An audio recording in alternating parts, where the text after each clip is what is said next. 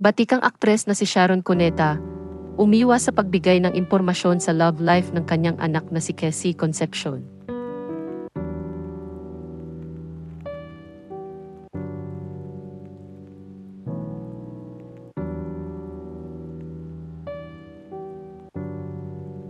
Humarap sa intimate press conference ang batikang aktres na si megastar Sharon Cuneta noong January 30, 2025 para sa launch ng In Life para sa Assure Retirement Plan sa Manila Peninsula Hotel sa Makati City. Doon ay tinanong siya tungkol sa hinihinalang pagbabalikan ni Cassie Concepcion at dating jowa nitong si Ali Borromeo. Noong October 2024 ang napabalitang pagkikitang muli ni Cassie at Ellie. Ayon sa naturang balita, ipinost ni Cassie sa kanyang Instagram account ang isang video kung saan makikita si Ellie na naglalaro sa football field. Kaya naman ang sagot ni megastar sa naturang panayam, "I think we should ask Cassie. She's old na, eh."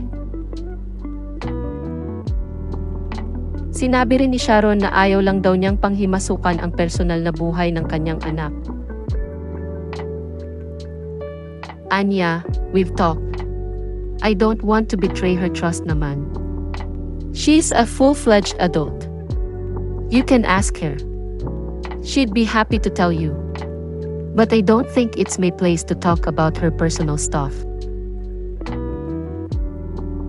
Si Ellie ay isang football player na dating team captain ng Azkals, ang national football team na nagrepresenta sa Pilipinas sa international tournaments. 2 taong magkasintahan sina Cassie at Ellie bago sila naghiwalay noong March 2018. Kalakip ang black and white photo nilang dalawa na ipinost niya sa kanyang social media account noong araw na iyon. Sinabi ni Cassie na maayos ang hiwalayan nilang dalawa at tahimik lamang ang naging issue nila. Nagpahiwatig si Cassie na magkasama silang dalawa ni Ellie sa Paris batay sa post ni Cassie sa Instagram story noong August 2, 2024.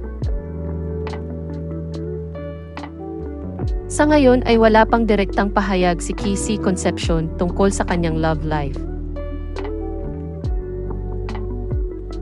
Ang huling nakarelasyon kasi ni Cassie ay si Mike Wethridge, isang Filipino-Swiss na nagtatrabaho sa isang bangko sa Switzerland.